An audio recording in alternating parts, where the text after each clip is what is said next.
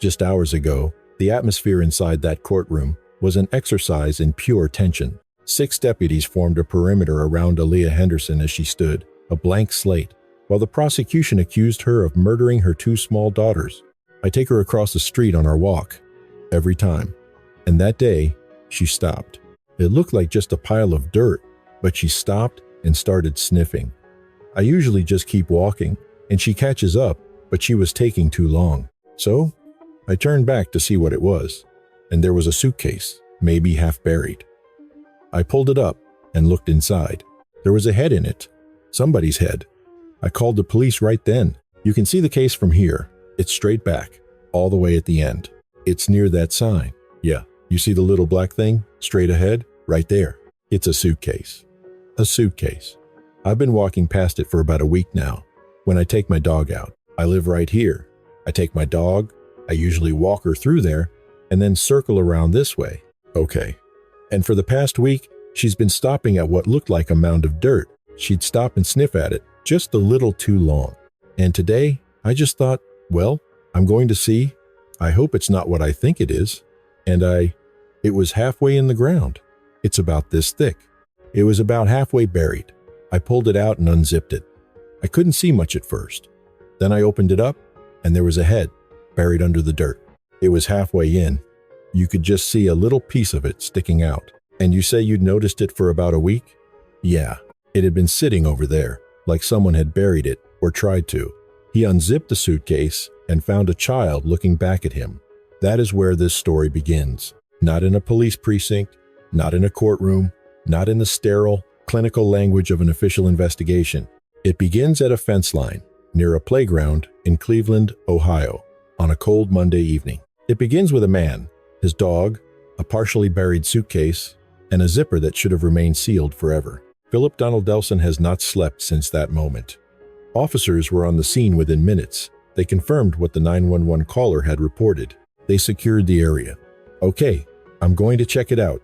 I'll be with you. Thank you. Sure. Radio chatter. Okay. I was going to have you grab my flashlight, but that's all right. When you get up here, if you go down 162, like I went up 162, you can just pull into this parking lot for this gin academy and you'll see me back here. So I haven't opened it yet. The dude I talked to, the caller, he said that there was this suitcase partially buried in the ground.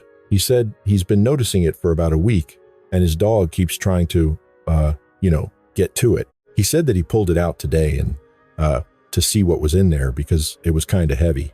And he noticed what looked like a head and, he just left it and called the police. So I'll just wait until you guys get here before I open it.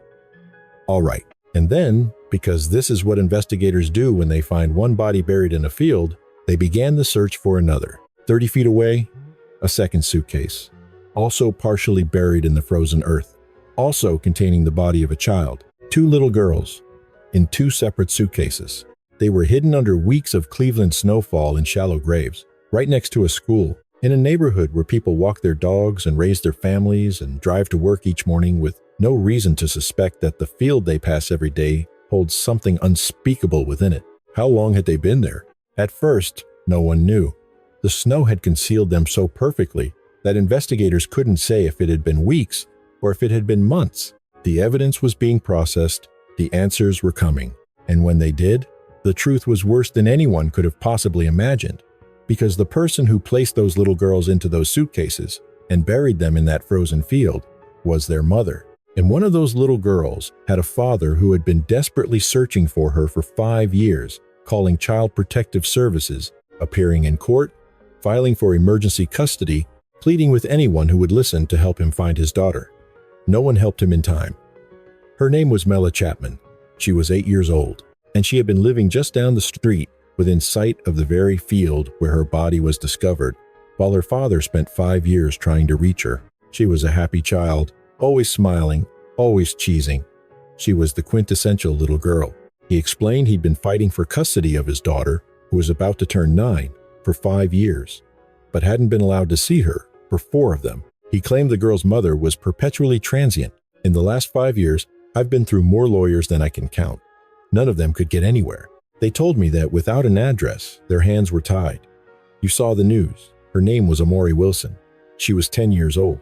They were half-sisters, born of the same mother to different fathers. Both were discovered in suitcases, left in a frozen field next to a school in Cleveland, Ohio, on the evening of March 2, 2026. Both were murdered by the very woman who should have been their ultimate protector in this world, their mother. If this story makes your stomach turn, it should. Because this is real, because it unfolded just days ago, because a father, after 5 long years of searching, finally learned his daughter was dead from a homicide detective, because a third child was found alive inside that house, because somewhere deep within the system that was meant to protect Amore and Mila, there were failures so absolute, so catastrophic, that 2 little girls were left in suitcases in the frozen earth while the adults in their orbit continued with their lives. Stay with me, because Amore Wilson and Mila Chapman deserve for every single person watching this to understand exactly what happened to them and exactly how it was permitted to happen. If you are new to this channel, subscribe this instant, because our purpose is for moments precisely like this one. For when 2 children need the world to bear witness, for when their story is still breaking, and the only thing that stands between justice and absolute silence is enough people refusing to turn away. Subscribe and stay with me. First, you need to understand the geography. In a case like this, geography is everything. East 162nd Street on Cleveland's east side is a residential neighborhood. It's a modest block, the kind you find in every American city: houses, streets, a school, a playground, the mundane architecture of a community trying to hold itself together. The Ginn Academy anchors the area. Adjacent to it is a high school, the Saranac Playground, and between the school and the playground, bordering the street, lies a field. It's not a park, it's not maintained, it is simply urban dead space. It's the kind of unremarkable, forgotten land that becomes invisible to those who pass it daily, precisely because there is nothing there to see. On the evening of March 2nd, 2026, Philip Donaldson was walking his dog.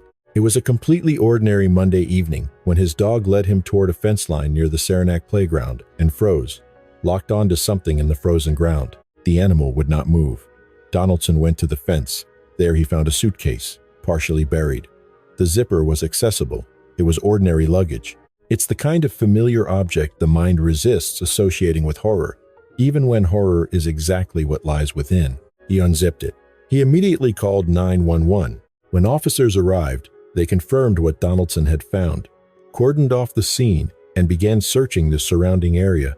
30 feet away, they discovered a second suitcase, buried in the same shallow way, under the same blanket of snow that had kept both graves hidden for weeks as the neighborhood went on with its life just feet above them.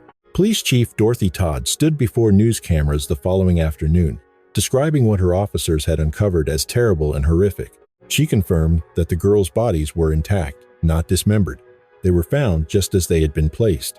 She confirmed they appeared to be between 8 and 14 years of age, both of them black. And she confirmed the one detail that turned an already devastating discovery into something far more sinister. No local missing persons report matched these girls. Not one.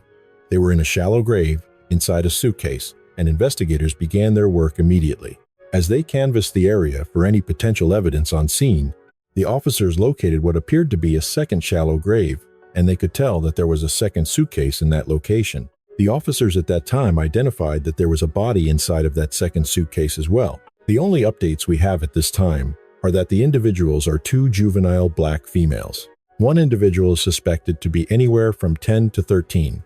The second is estimated to be between the ages of 12 to 14. At this time, there are no clear indicators of the cause of death for the 2 young females. We have checked locally, and we have no reports of any missing children that match these identifications. We are checking statewide as well. We also have assistance from our federal, state, and local partners. This is a priority. This is a traumatic event for our officers, for the community, and this is just such a tragic incident.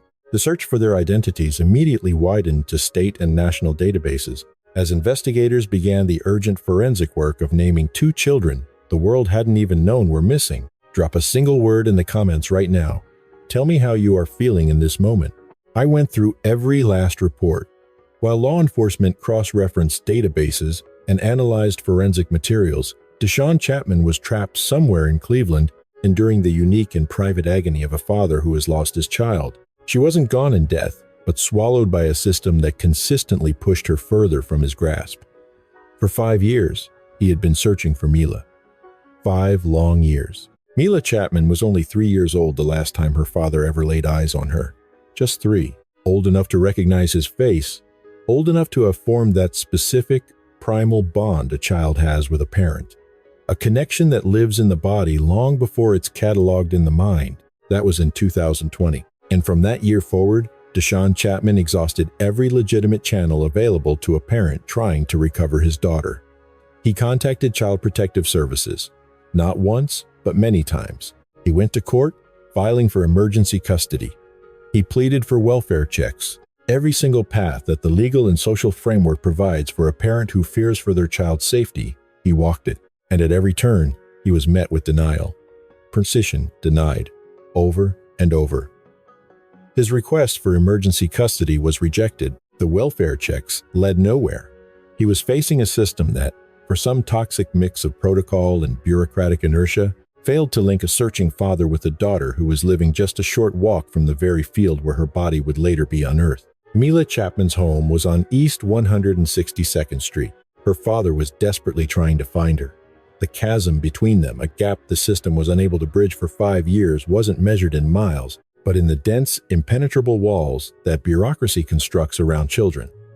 Especially when the adults in charge know exactly how to use those walls to keep everyone else out. So when detectives finally appeared at Deshawn Chapman's door to deliver the news, to tell him what the forensic DNA analysis had ultimately proven, he didn't learn of his daughter's fate from a missing persons bulletin or a child welfare agent, or any of the official avenues he had pursued for half a decade. He learned his daughter was dead from a homicide detective. His little girl, Mila, now 8 years old. He remembered her as a happy-go-lucky kid, constantly smiling. Her favorite color was pink. She was convinced she was a princess, a true child's child. The daughter he fought to reach for 5 years was no longer alive. She had been gone for a while, buried inside a suitcase, 30 feet from a playground.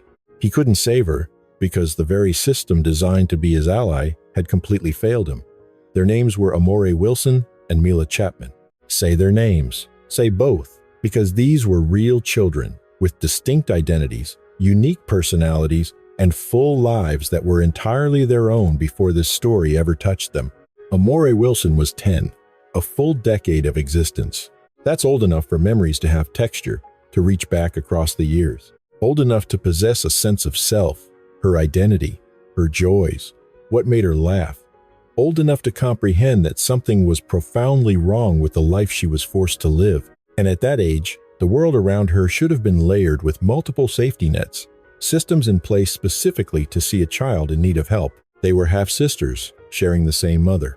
DNA confirmed the biological link, which means they also shared a home, a life, and ultimately, the same set of circumstances that extinguished both their lives in that field off East 162nd Street. They were educated at home. This single fact, confirmed by Cleveland City Councilman Mike Polensek, is one of the most chilling elements in this case, because homeschooling can effectively sever a child from one of the most crucial external oversight structures in our society. School is the place where a teacher might notice a bruise. It's where a counselor might see a sudden change in behavior, where state-mandated reporters have daily contact with children and are bound by law to report their concerns. But when the person harming the child is also the one providing the schooling, that entire system of checks and balances vanishes. The outside world is rendered blind. Its most dependable view into the day-to-day reality of that child's existence is blacked out. And a mother who understands how to shield her children from the very agencies designed to protect them can create a level of control so absolute, so concealed, it becomes nearly impossible to breach from the outside.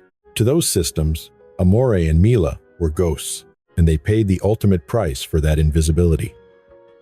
On a Wednesday evening, just days after Philip Donaldson's dog made the grim discovery by the fence, Cleveland police detectives served a search warrant at a house in the 700 block of East 162nd Street. The location was just down the block from the field, a stone's throw from the Suitcases, and steps away from the shallow graves where Amore Wilson and Mila Chapman lay buried beneath the Cleveland snow while the world spun on, oblivious. Within that house, investigators uncovered what they described as substantial evidence, the type of evidence that turns a horrific discovery into a prosecutable criminal case, complete with a named suspect and formal charges. But they also found something else inside that home. A third child, alive and seemingly in good physical health. This child, whose name remains confidential, was immediately removed and placed in the protective custody of the Department of Children and Family Services. And so, Aaliyah Henderson, 28 years old, the mother of both Amore Wilson and Mila Chapman, was taken into custody. She would be charged with 2 counts of aggravated murder, one for each of her 2 daughters. One for the 10-year-old girl who had been living in a residence just down the street from the vacant field, and one for the 8-year-old whose father had spent 5 years navigating every legal channel imaginable in a desperate fight to reach her. Their mother, the one person whose arms should have been the safest harbor in their world, now stands accused of their murders. This is a difficult point in the narrative. We encourage you to pause if you need to. The story of Amore and Mila is one that must be heard, a warning that must be heeded. Let their story serve as a testament. In the aftermath, City Councilman Mike Pinsk highlighted a detail that warrants careful consideration. The house where Aaliyah Henderson resided with her children. The home, just a short walk from the field, appeared from all outward indications to be well maintained, showing no signs of neglect. It was not the kind of visibly distressed property that would typically trigger a welfare check from a neighbor or a city inspector. It was a curated exterior, a facade designed to communicate to any casual observer that nothing was wrong here. But behind that door, 2 children were either already dead or were dying. A third child was found alive, existing in conditions that investigators are still working to fully comprehend. While a mother meticulously maintained an appearance of normality, a masquerade sufficient to evade detection for what authorities believe was a significant length of time. This reveals one of the most chilling dimensions of this case. The concealment was layered. Homeschooling had removed the girls from the oversight of the school system. The well-kept exterior of the house insulated them from neighborhood concern. The bureaucratic walls that their father, Deshawn Chapman, encountered for 5 years effectively severed them from his reach. And then there was the snow, the relentless Cleveland winter that had been accumulating for weeks, which provided the final layer, shrouding the physical proof of what had happened to them. Layer after layer of concealment, each one individually defensible, yet together creating a system of invisibility so complete that 2 children were dead and buried before anyone outside that house knew anything had happened at all. The observation about the well-kept house is not incidental. It is a window into how such profound harm can be sustained and hidden in plain sight. It speaks to the performance of normalcy, the careful management of appearances. It reveals an understanding, whether conscious or instinctive, that appearing ordinary is the most potent shield against scrutiny. Aaliyah Henderson maintained that performance for however long this tragedy unfolded, until a dog found a suitcase along a fence line on March 2nd, and the snow finally began to relinquish its secrets. City Councilman Pinsk has been direct on this point. He is publicly raising the questions of how 2 children could end up dead and buried in a field, in the middle of a residential neighborhood, without anyone in the very system that was meant to protect them ever knowing. These are questions that demand answers from the institutions responsible for child welfare in Cuyahoga County and in Ohio at large. Those answers cannot come as a mere bureaucratic exercise, not as an internal review that yields a report destined to sit on a shelf. What is demanded is genuine accountability, genuine change, the kind of structural postmortem of what failed, in order to produce systems that will work better for the next child who needs them. Because there will be a next child, there always is. And the question that remains is whether the deaths of Amore and Mila will change anything about the systems that failed them. It forces us to ask a question that extends far beyond this case. How many people have ever contacted CPS or child welfare services about a child they were worried about, only to feel as though no one was listening? This conversation needs to be much bigger than a single case, because every one of those unheard warnings is a part of this story. Aaliyah Henderson has been charged with 2 counts of aggravated murder. She made an appearance in Cleveland Municipal Court on Friday morning. The legal process, which will attempt to determine the full scope of her accountability, has now begun. But there are significant voids that the investigation has yet to fill for the public. First among them, the cause of death. Autopsies for both Amore Wilson and Mila Chapman have been concluded.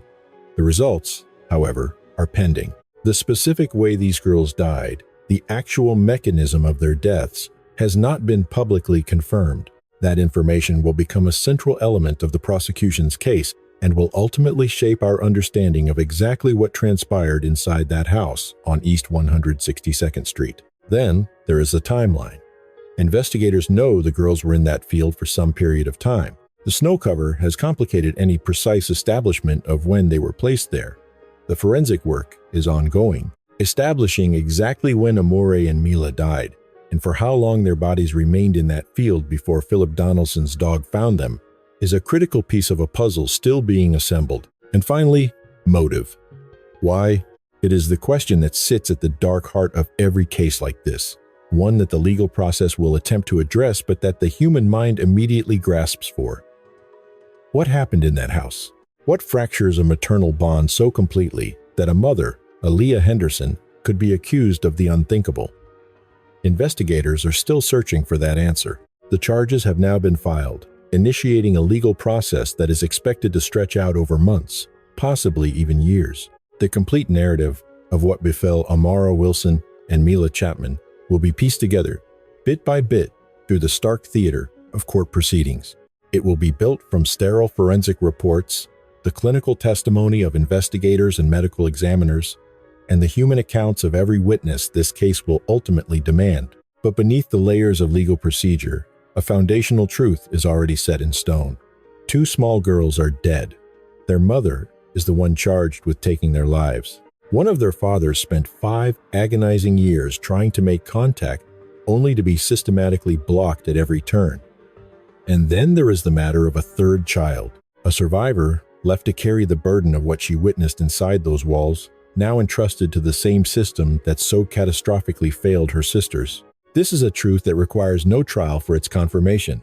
It demands only that the world bears witness that we refuse to let this tragedy be processed, filed, and forgotten while the legal machinery grinds on. There are words connected to this case that must be heard on their own terms, without the filter of analysis, without the comfort of context, unburdened by the framework of investigations, systemic failures, and criminal charges. They simply need to be heard. After his daughter was formally identified, Deshawn Chapman spoke about Mila. He spoke of the little girl he last laid eyes on when she was just 3 years old, a girl who loved the color pink, whose smile was a constant, and who held the unshakable belief that she was, in fact, a princess. Mila was happy-go-lucky, he said, always smiling. Her favorite color was pink. She swore that she was a princess. She was always happy. Mila deserved better. Amore deserved better. They both deserved to still be alive. Their names are Amore Wilson, 10 years old, and Mila Chapman, 8 years old. Inquiries into how the systems meant to protect these girls could have failed them so profoundly are only now beginning to be framed with the necessary gravity. But here is what requires no pending report, no court verdict, no systemic review to be understood as truth. Say their names, Amore Wilson, Mila Chapman. Hold them in memory, because they deserve to be held by a world that recognized their value. They mattered. They still matter. They will always matter. Subscribe to this channel. Like this video. Share it everywhere, because the story of Amore and Mila does not conclude with an arrest. It lives on through every court appearance, every forensic discovery, every systemic question that their deaths demand we finally answer. Share it. Stay with this story. Refuse to let their names fade into silence. For Amore, for Mila, for Deshawn Chapman, who never stopped searching, and for the little girl who survived, a girl who now deserves everything this world can offer. I will see you for our next report. The tragedy of Amore Wilson and Mila Chapman is not just a story of a mother's unthinkable betrayal. It is a profound indictment of a world that allowed 2 vibrant souls to become ghosts. For 5 long years, a father's desperate pleas were swallowed by the cold machinery of bureaucracy, while his daughters remained hidden behind the curated facade of a normal home and the absolute isolation of homeschooling. This is our wake-up call. Vigilance is a collective duty, not a choice. We must learn that a well-maintained lawn can hide a hollow house, and a quiet neighborhood is not always a safe one. We cannot permit our system's legal, social, or educational to become impenetrable walls that sever a child's last lifeline. When a parent screams for help, we must listen. When a child disappears from the public eye, we must ask why. Amore and Mila deserve to be more than a forensic report or a suitcase in a frozen field. They deserved the princess life they believed in. Let us honor them by refusing to look away. By being the eyes for the invisible and the voice for the silenced, we ensure that no more children are lost to the shadows of our own indifference. Say their names. Break the silence. Protect the future.